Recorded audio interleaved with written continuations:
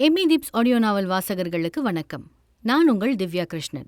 வாருங்கள் கேட்டு மகிழலாம் குடும்ப நாவலான இதழ்மிடரும் முத்தம். அத்தியாயம் 47. நீர்வழியும் முகத்தோடு முன்னிருந்த கண்ணாடியை ஏறெடுத்தான் ரகு. ஆனவன் விழிகள் இரண்டும் சிவந்திருந்தன. பிறந்தநாள் அதுவுமாய் ஆனவன் கேட்ட சங்கதி வாழ்நாள் முழுவதும் என்றைக்குமே அவன் மறக்க முடியாத சரித்திரமே. பெற்றவள் எவ்வளோ ஒருத்தியாக இருக்க இத்தனை நாளாய் பாலூட்டி சோறூட்டி வளர்த்தது வேறொருத்தி என்ற உண்மையை ஜீரணிக்க முடியாதவனாய் உருக்குலைந்திருந்தான் ரகு. எத்தனை முறை நீரடித்து முகத்தை கழுவினாலும் அழுகை முட்டி கொண்டு வந்தது ஆகுரதனுக்கு. சூழ்நிலை கைதியென பறைசாற்றிக் கொண்டு தவறிழைத்த தந்தையை குறை சொல்வதா, இல்லை எப்போதோ விரும்பி மனமானவன் என்று நிஜம் அறிய பொய்த்த உணர்வுகளை உண்மையாகவே தூக்கி எறியாது பத்திரப்படுத்தி தக்க சமயத்தில் பயன்படுத்தி கொண்ட தாயை காரியவாதி என்பதா என்று வளர்ந்து நிற்பவனுக்கு தெரியவில்லை. கனத்த மனதை எப்படி ஆற்றுவதென்று சத்தியமாய் புலப்படவில்லை ஆகுரதனுக்கு. ஆனால் ஒரு காலம் அப்பனைப் போல குடியை தேடி குடியை கெடுத்து கொள்ளும் எண்ணம் மட்டும் ஆகுவிற்கு இல்லவே இல்லை.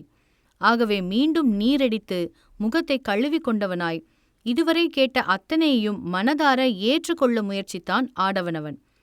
எல்லாவற்றையும் ஒரே நாளில் உள்வாங்கி போன உறவையும் உதறி வந்த சொந்தத்தையும் வாரி அணைத்து கொள்ள ரகுவால் நிச்சயம் முடியாது. அது அவனின் குணமும் அல்ல. எப்படியும் நடந்தவைகளை ஏற்றுக்கொண்டு மனதை சமநிலைப்படுத்த அவனுக்கு சில காலம் தேவைப்படும் என்று அறிந்தவனோ இந்நேரத்துக்கு ஆறுதலாய் கோக்ஸ் கூட அவனோடு இல்லையே என்று வருத்தம் கொண்டான். என்ன செய்ய, அவனோடு 6 மாத காலம் வாழ்ந்தும் ஆளானவனை சரியாக புரிந்து கொள்ளாத துணைவியை இப்போது நினைத்து மட்டும் என்ன ஆகப் போகிறதென்று மனதை தேற்றிக்கொண்டு சில நிமிடங்கள் வாஷ்பேஷின் விளிம்பை இறுக்கி பற்றி அப்படியே நின்றான் ரகு. பெற்ற தாயை பற்றி வக்கீல் சொல்ல ஆகுவிற்கு சில விஷயங்கள் இப்போதுதான் அவன் வாழ்க்கையோடு ரொம்பவே ஒத்துப்போவது புரிய ஆரம்பித்தது. அவன் குணங்கள் பெரும்பாலும் அமிர்தாவையே ஒத்திருந்தன. அதில் மிக முக்கியமான ஒன்று, என்னதான் பணக்கார குடும்பத்தின் வாரிசாக இருந்தாலும் அதில் பெரிய ஈர்ப்பு கொள்ளாது இருப்பதை வைத்து நிம்மதி கொள்பவனாகவே இதுநாள் வரைக்கும் இருந்து வந்திருக்கிறான் ஆகு. அவன் அம்மாவைப் போலவே சிம்பிளிசிட்டியை விரும்புபவனாய். அதேபோல மற்ற பாடங்களை விட கணிதமும் நிர்வாகமும் அவனுக்கு நன்றாகவே வந்தது சுமந்தவளைப் போல. தான் உண்டு தன் வேலையுண்டு என்ற கொள்கையிலும் அப்படியே தாயையே ஒத்திருந்தான் ரகு. ரெஸ்ட் ரூமிலிருந்து வெளியேறியவன் சோஃபாவில் சென்றமர, "Are you feeling better now?" என்ற கேள்வியோடு அவன் முன் நீட்டினார் வக்கீல் ஆச்சாரியர் நீர் நிரம்பிய கிளாஸ் ஒன்றை. "என் அம்மா அந்த படத்தில் இருக்காங்களா அங்கிள்?" என்ற ஆகுவோ முதலில் வக்கீல் காண்பித்த குடும்ப படத்தை மீண்டும் கையில் எடுத்தபடி அவரை ஏறெடுக்க மெல்லிய புன்னகை கொண்டவரோ தலையை மட்டும் ஆட்டினார் ஆமோதித்து. விழிகளை பட்டென கீழிறக்கிய ரகுவோ தெரிந்த முகங்களை ஒதுக்கி தெரியா முகங்களில் எது தாய் என்று தேடி அலைய 10ல் 11 ஒரு ஓரத்தில் நின்றிருந்த அமிர்தாவின் முகத்தை விரலால் சுட்டிக்காட்டினார் ஆச்சாரியர். பதைத்தவனின் தவிப்பு அடங்க மெதுவாய் அமிர்தாவின் முகத்தில் விரல்களை படரவிட்ட மகனின் அம்பகங்களோ வெறுமையை சுமந்திருக்க, தலை தூக்கி மூச்சை இழுத்துவிட்ட நாயகனோ எழுந்து திறந்த வெளி நோக்கி நடை போட்டான். "டாக்குமெண்ட்ஸ்ல சைன் போட ரெடியா ரகு?" என்ற ஆச்சாரியரோ அவனை சொத்து பற்றி பேசி ஆசுவாசப்படுத்த, "கோகனதைக்கு எங்க அம்மா பத்தி தெரியுமா அங்கிள்?"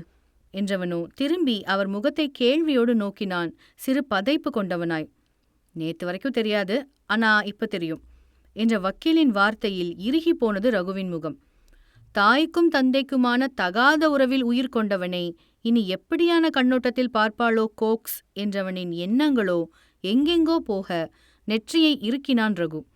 இனி மரியாதையை வித்தாரக்கள்ளியிடத்தில் பிச்சைதான் எடுத்திட வேண்டும் என்று எண்ணி, "கவலைப்படாத ரகு, தெய்வீகன் என்ன சொல்ல சொன்னாரோ அதைத்தான் சொன்னேன்" என்ற வக்கீலோ சிந்தனையில் உழன்றிருந்த ரகுவின் தோளை வாஞ்சையாக தட்டி கொடுக்க, "மாமா என்ன சொல்ல சொன்னார் அங்கிள்?" என்றவனின் கேள்விக்கோ, "குட்டி கதை" என்று மென்புன்னகை கொண்ட பெரியவரோ அவன் தோள் கொண்ட கரத்தோடு ஆனவனை சோஃபாவை நோக்கி நடத்தி கூட்டி வந்தார். சொல்ல வேண்டியதை சொல்லிக்கொண்டே, "அமிர்தா காதல் திருமணம் பண்ணிக்கிட்டா. அதுல தெய்வீகனுக்கு விருப்பமில்ல. கோச்சிக்கிட்ட தங்கச்சியோ வெளிநாடு போயிட்டா. துரதிருஷ்டவசமா ஒரு விபத்துல இறந்தும் போயிட்டா. பேரண்ட்ஸ் இல்லாத பையனை குருமூர்த்தி தத்தெடுத்து அவர் மகனா ஆக்கிக்கிட்டாரு" என்ற வக்கீலின் வார்த்தைகளை கேட்ட ரகுவின் இதழ்களோ ஏளன முறுவல் கொள்ள, "தங்கச்சி பையனை வளர்க்க தெய்வீகனுக்கு திராணி இல்ல ரகு. அவன் இல்லாம போன அமிர்தாவை அண்ணனுக்கு ஞாபகப்படுத்துறாங்கிற சென்டிமெண்ட் டச்சு. அவ்வளோதான், கதை முடிஞ்சுது. ஒரு தப்புக்கு தொண போக 1000 பொய் என்றவனின் முகமோ எரிச்சலோடு சுற்றத்தை வெறிக்க, அது அப்படி இல்லை ரகு. சில விஷயங்களை ஆராயவோ புரிஞ்சுக்கவோ முயற்சி பண்ணக்கூடாது, அதை அப்படியே விட்டுடணும் என்ற ஆச்சாரியரின் வாக்கியம் ரகுவை கடுப்பாக்கியது. நடந்தது நடந்தாயிற்று. இனி அதை பற்றி விவாதிப்பதில் சல்லி பைசாவுக்கு தேராது என்று நன்றாகவே தெரியும் ஆனவனுக்கு. இருப்பினும் தவறுக்கு கண்ட காரணங்களை சாக்கு போக்காய் சொல்லி அனுபவசாலியான ஆச்சாரியரே சப்பை கட்டு கட்டுவதுதான் ஆகுவால் பொறுத்து கொள்ள முடியவில்லை. தாயாகினும் அடுத்த பெண்ணின் கணவனை சொந்தமாக்கிக் கொண்ட அமிர்தாவின் செயலையும் அவளையும் ஒரு காலும் ரகுவால் மன்னிக்கவே முடியாது என்று திட்டவட்டமாக அவன் மனசாட்சி ஆனவனின் நெற்றி பொட்டில் அடித்து சொல்லிட, அதை உணர்ந்தவனாகவே இப்போதைக்கு மனசை திடமாக்கிக் கொண்டான் ஆனவன். ஆகவே அதற்கு மேலும் அங்கிருந்து பெருசு சொல்லப்போகும் நியாய தர்ம விளக்கங்களை கேட்டு மூளைச்சலவைக்கு தயாராக உத்தேசிக்காதவனோ கதத்தை மறைத்து மௌனசாமியாராய் அவன் பைக் சாவியை கையில் எடுத்தான், கிளம்பிட முனைந்தவனாய். வருங்காலத்துல யாரும் அமிர்தாவை தப்பா பேசிடக்கூடாதுன்னு தான் தெய்வீகன் இப்படியான ஒரு பொய்யையே சொல்ல சொன்னாரு ரகு என்ற வக்கீலும் ரகுவின் செயலுக்கு தடா போட்டார், வாக்கியம் ஒன்றை தரையிறக்கி.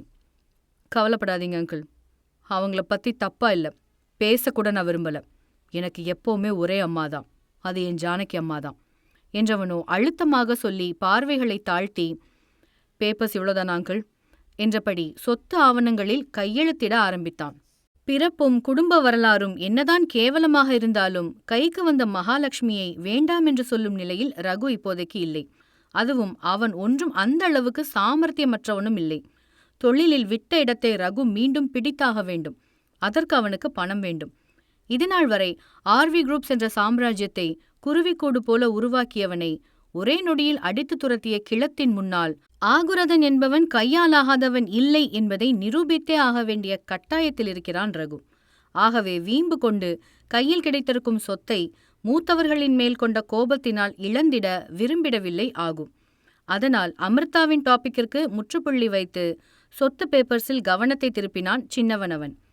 இந்தாங்க அங்கிள் என்றவனோ 5-6 ஆவணங்களில் கையெழுத்தை போட்டு வக்கீலிடம் நீட்ட, அமிர்தா புண்ணியம் பண்ணவ, ஜானகி கொடுத்து வச்சவ என்று சொல்லி முறுவல் கொண்ட ஆச்சாரியரோ இன்னும் சில கோப்புகளை ரகுவின் கையில் கொடுக்க, உதடு மடக்கிய சிரிப்போடு தலையை இல்லை என்று ஆட்டியவனோ, ஏமாந்து போனவங்க குருமூர்த்திங்கிற ஒரே ஆளால என்று சொல்லி மீண்டும் தலையை கீழே குனிந்து கொண்டு பேப்பர்ஸை பார்க்க, மேக் சென்ஸ் என்ற வக்கீலோ குறுஞ்சிரிப்போடு தலையாட்டி அங்கிருந்து நகர்ந்தார், தனிமையை நாயகனுக்கு துணையாக்கி.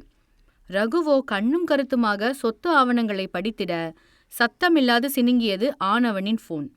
மேஜை மீதிருந்த கைபேசியை ஆகு எடுத்து பார்க்க, அலைபேசியின் தொடுதிரையிலோ வீரின் பெயர் கண் சிமிட்டி மறைந்தது, மிஸ்ட் காலாய் உருமாறி. வாட்ஸ்அப் மூலம் ஏதாவது அவசரமா என்று சீன பையனுக்கு தந்தி அனுப்பிய ரகுவோ மீண்டும் பேப்பர்ஸில் மூழ்க, வீரோ அடுத்த நொடியே திரும்பவும் ஆகுவை அழைத்து விட்டான். இம்முறை அவன் காலை மிஸ் செய்யாது கைபேசியை பற்றி காதில் வைத்த ரகுவோ, சொல்லு வீர், ஏதாவது அர்ஜென்ட்டான விஷயமா? கண்டிப்பா, அது இல்லாமையா? ஆனா அதுக்கு முன்னாடி ஹாப்பி பர்த்டே மச்சான். தேங்க்ஸ்டா, சொல்லு என்ன விஷயம்?